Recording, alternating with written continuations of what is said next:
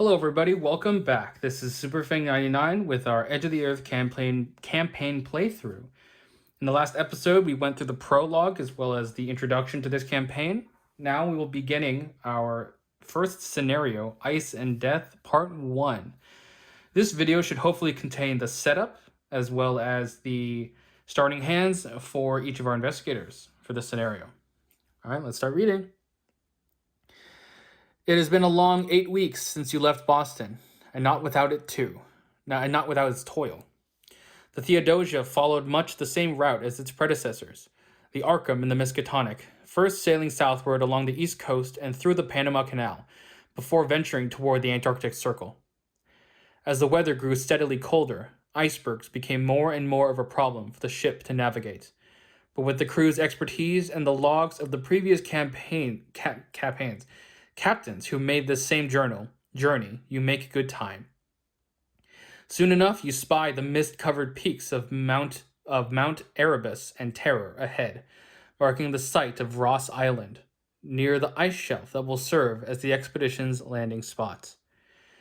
As you approach the coast, Dr. Kensler and the rest of the team meet aboard the deck of the Theodosia to discuss your plans. We'll use the same breeches buoy system as before to unload supplies onto the ice shelf, she explains. Mr. Fredericks, Mr. Ellsworth, and Mr. Claypool, you'll be taking one of our smaller boats to the shelf to find us a landing zone. Miss Takeda, once we have a camp up and running, those airplanes are your first priority. Mr. Ashvac, I expect those sledges to help move supplies from the landing to camp. As soon as we reach the ice shelf, there is going to be a lot of work to get done in a short time. I don't want you to have to wrangle 36 dogs on top of all of that, so get them in order. Elia rolls his eyes and idly pets Anu, who sits diligently by his side. Yes, Mom. Professor Dyer speaks up. I suspect the lack of ice melting and boring equipment means we aren't taking any mineral samples, he asks rhetorically. Dr. Kensler shakes her head. No need. Although if we happen to find a suitable piece, we might as well claim it. That said, our mission is solely to corroborate the findings you made with Danforth, and to bring back more evidence of this ancient species, these elder things, as you dubbed them. A living specimen would be ideal, of course. Such a strange and alien beast trapped in ice throughout the ages. It would be like discovering a live woolly mammoth, I imagine. He balks at that. A living specimen? You do know that these things killed several of Lake's men, right? And how do you propose we capture one exactly? She blinks. You're the expert, William. You tell me. Dyer walks off, shaking his head and muttering angrily. I knew this was a bad idea. All right. You all have your assignments. We will reach land within the hour. Be ready, Dr. Kensler says, dismissing the meeting. Before she can go below deck, you approach and remark that you aren't sure what you should be doing just yet. Oh, there will be enough manual labor to go around, she replies with a hint of a smirk. And we are going to begin with Ice and Death, Part 1. After 2 weeks and many hours of hard work, the expedition is ready to make its first foray into the cold, dead continent of Antarctica. Miss Takeda, along with 2 other mechanics, have fully assembled 3 aeroplanes along the flat ice shelf, a perfect place for takeoffs and landings. Your team congregates by the aeroplanes, along with several days' worth of camping equipment. The plan is to fly 2 of the planes over the vast, jagged peaks, taking aerial photographs of the stone city mentioned in Dyer's account. That is, if such a thing really exists. If we can find a safe landing zone, we will set up a temporary outpost, Dr. Kensler explains. Dyer, Danforth, Fredericks, and Claypool will stick around while the rest of us head back to base camp. We can use the sledges to ferry supplies to and from the camps. Otherwise, we'll simply scout out the area and head back to base camp. The team nods in agreement and begins boarding the planes. If Winifred Habermock is one of the investigators in the campaign, proceed to Intro 2. Otherwise, skip to Intro 3. Buckle up, your pilot says. You climb into the seat and get ready for the flight. One at a time, the 2 planes take off from the ice shelf and soar into the opaque fog. The rough Antarctic winds and low visibility make for poor flying conditions. But nonetheless, you venture through the beautiful and deceptive polar mirages, over miles of icy wastes and barren snowdrifts. Dr. Kensler peers out a window, and as you pass a magnificent view of distant mountains like vibrant, enchanted castles floating above the clouds. They're beautiful, she remarks quietly. These are nothing, Dyer begins. Wait until you see. And then the storm hits. The winter winds are so sudden and fierce that they almost force you out of your seat. Both planes shunt to and fro in the horrid winds, and you hear several of the passengers shouting behind you. What in the hell? Fredericks grunts. We have to head back, Claypool shouts. These winds will force us down if we keep going. We're so close, Dr. Kensler growls bitterly. We don't have a choice, he yells back, but it's too late. The plane lurches toward the ground, and the pilot struggles in vain to regain control. All of the other passengers notice the dark shape in the sky at the same time you do. It is a massive shadow, like a curtain drawn across the mountains, or perhaps the tattered wings of an antediluvian behemoth. It scowls at you with dreadful, hollow eyes. Then it reaches out and proceed to intro 4. As you regain consciousness, intense pain sears through your blistering skin. Through the haze, you can barely hear muffled shouting outside the burning husk of the aeroplane. Somebody grips your arm, pulls you from the wreckage, and hurls you onto the soft snow. More shouts erupt all around you. There's another. Quickly, grab my hand. You rise to your feet with a world of effort. Miraculously, you are only bruised and winded. Most of the other team members are similarly unharmed, except... Gather the 9-story assets from the expedition team and counterset. Shuffle them and choose one of them at random. The chosen character was killed in the plane crash. In the expedition team section of the campaign log, cross off their name. Record in the campaign log that they were killed in the plane crash. All right, and we are beginning super quick. So let's start shuffling these up.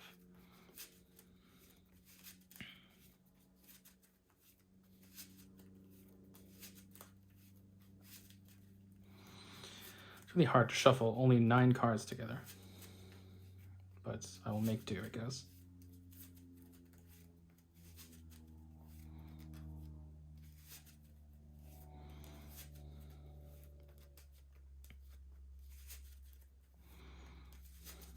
All right.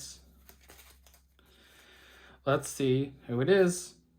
Rolled Ellsworth? No, that's the one guy I was for sure gonna take. Oh, God. It's so sad. Rest in peace. All right. So, rolled Ellsworth. I'm so sad. I'm actually really sad. Actually, let me, just in case. I need that space.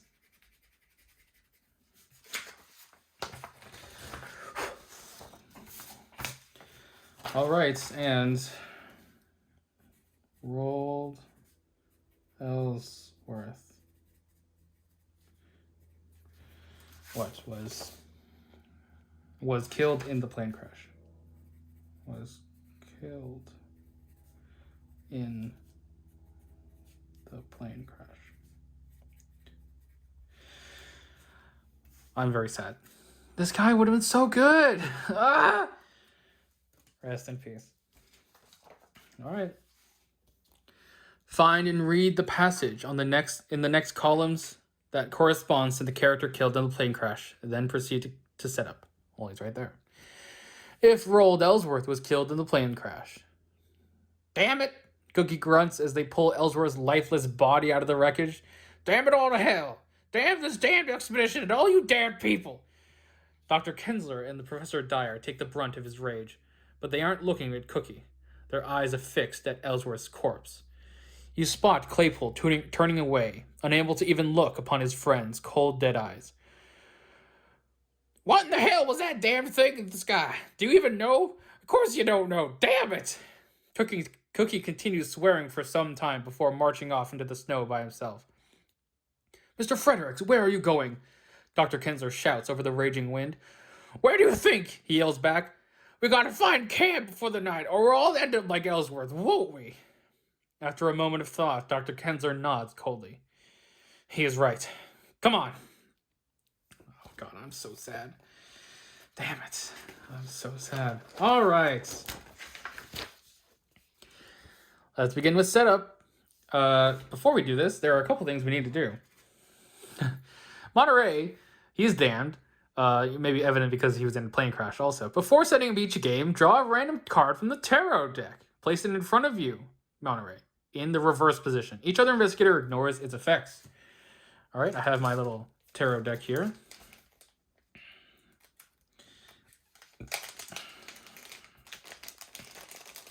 This is the first time I've actually ever used the tarot deck, so this will be interesting. Let's get this out of here.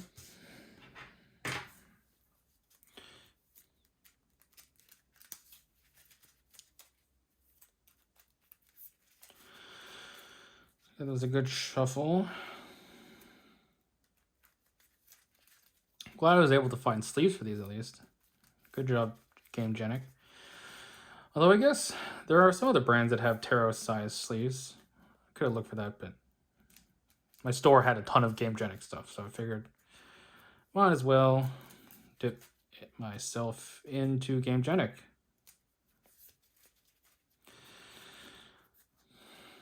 Let's do one more. One more. All right. So, Monterey, what are you drawing today? He drew the moon, 18. On its reverse side, of course. When the game begins, each investigator, aka Monterey, discards the top 5 cards of their deck. Shuffle each discarded weakness into the owner's deck. Okay, well, that could be worse, I guess. Hopefully he'll draw a lot to potentially cycle those, but I just hope that nothing, like, especially good is in that discard. Next, we should do opening hands. I've already shuffled the investigator's decks. 1, 2, 3, 4, 5 for Lily. Well, she got the Dragon Pole. The Arcane Initiate is good too. I think we'll keep the Dragon Pole, obviously. I think we'll also keep the Emergency Cash. And should I keep the Arcane Initiate? I think that's the question. Obviously, you could find the spells. Actually, I think that's more useful. Yes. So, like, for sure, Arcane Initiate will be able to find the spells we need for the Dragon Pole. So let's draw 2 more cards. Guts. Drawn to the Flame. Well, yes. I'm very glad we kept the Arcane Initiate then.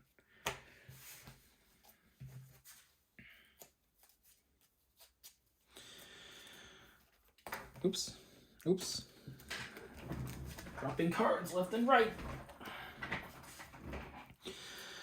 Okay, while I'm shuffling this deck, let's just say I love the beginning of this campaign. It's very flavorful, very thematic, but also because of the way, like, I think this was probably impossible, or maybe not impossible, but very hard to do before, but having like a very long prologue, you know, barring the Circle of Duns prologue scenario, is hard to do because, you know, you have a limited amount of space with the campaign guide in the deluxe expansion. Whereas with this one, they can just go as long as they want because, you know, the whole campaign guide's in the box. Don't need to worry about too much size, at least. So that really excites me for future campaigns using this release format. I'm really bad at shuffling. I don't know if you can tell, but also I think that these sleeves that I have, specifically these purple ones, I don't know what's up with them, but they haven't been shuffling very well. Yeah, you can tell they're kind of sticking onto each other. Normally, at least with the green ones, they're like smooth as butter. All right, so that is Lily's opening hand, like this. Now let's look at Monterey's hand. 1, 2, 3, 4, 5. Well, he got the lockpicks and he got the Archive of Conduits. That's really all I need, I think. I think he will keep the emergency cache, and these two can just go away. I guess technically we're hoping for Leo or Jeremiah Kirby. That would be good too. Deduction's always good. And there's Jeremiah. Oh my god, I think this is a very good opening hand. It's very good.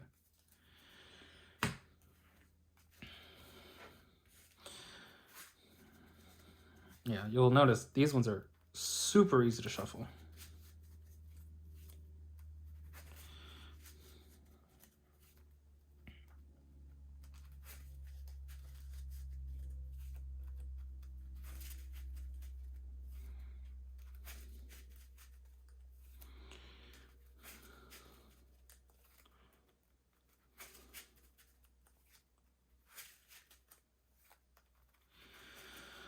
All right. So, some pretty good opening hands. Let's move on to the setup. Investigator Setup. Each investigator may choose one available member of the expedition team who is not crossed off to join them. Put the story asset for the chosen character into play in that investigator's play area. These story assets can be found in the expedition team encounter set. Of course, we have already introduced ourselves to them. So, my thoughts, well, I was going to have someone take Ellsworth, but he's dead, so...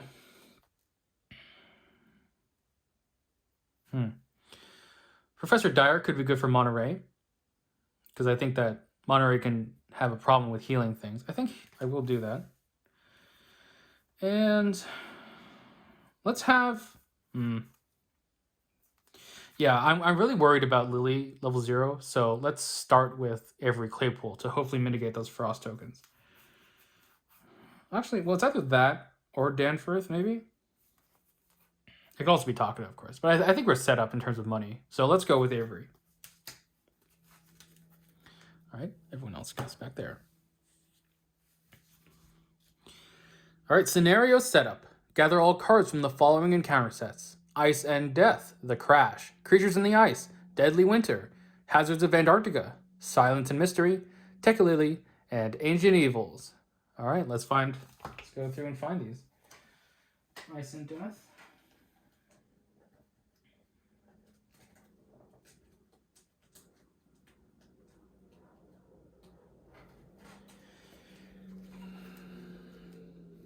Yep, here's Ice and Death. The Crash.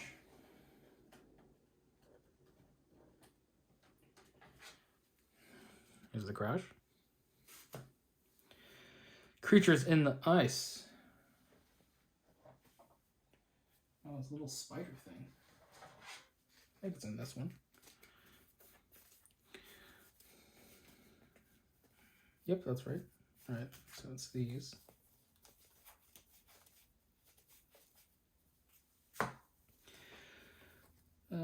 Deadly Weather, sorry. Hazards of Antarctica. Am I doing this right? Yeah. Oh, yeah, okay. Where are the hazards? Here it is. I shot in these. Oh, didn't order these correctly. That's okay. Silence and Mystery.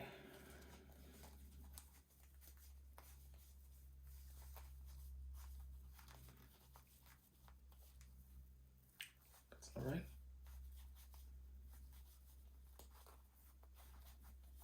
Ah, here they are.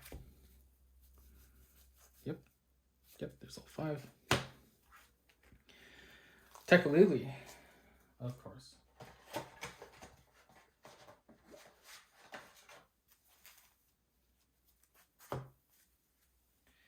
And good old Ancient Evils. I think I have dividers for these. Okay. Set aside the Creatures in the Ice encounter set. Is that this one? Yes, that's this one. Okay, so these will be set aside. Put the following locations into play. Crash Site, Precarious Ice Sheet, Treacherous Path, Frozen Shores.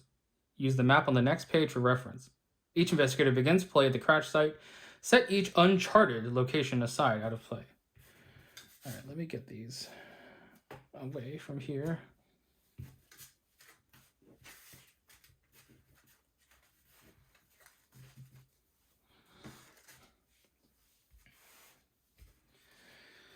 All right, so this is going to go here. All right, so let's see where this goes. Jesus, that's a big map. Crash Site's in the middle. Precarious Ice Sheet, Treacherous Path, Frozen Shores. Okay, so the Frozen Shores is here. Treacherous Path is here. And the Precarious Ice Sheet is here. Okay. We both begin at the Crash Site. Each other uncharted location. These are all uncharted. Yep.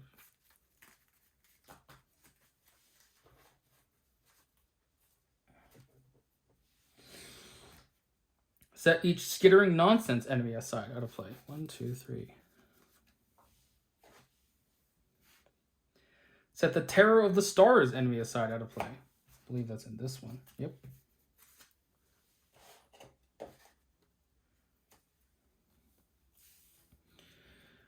Check your difficulty level. If you're playing on hard, we added Doom. Otherwise, if we play on expert, we add 2 Doom. We're only playing on standard, so that's good. Okay, shuffle the Tekalilis together.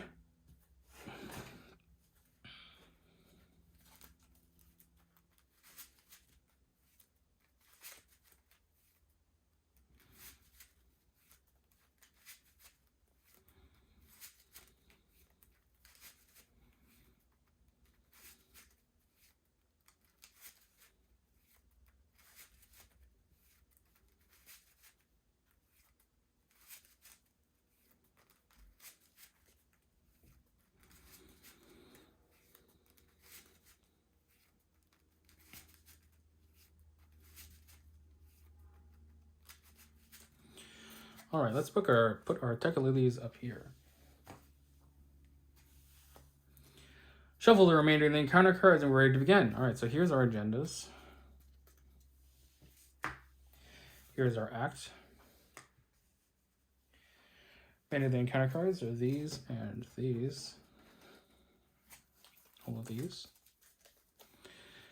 And we are ready to begin. So that is going to be this video. This is just the setup, obviously. Next video is going to be the game itself. I hope you enjoyed this one. Please like, comment, and subscribe. And I'll see you next time. This is SuperFang99 signing off.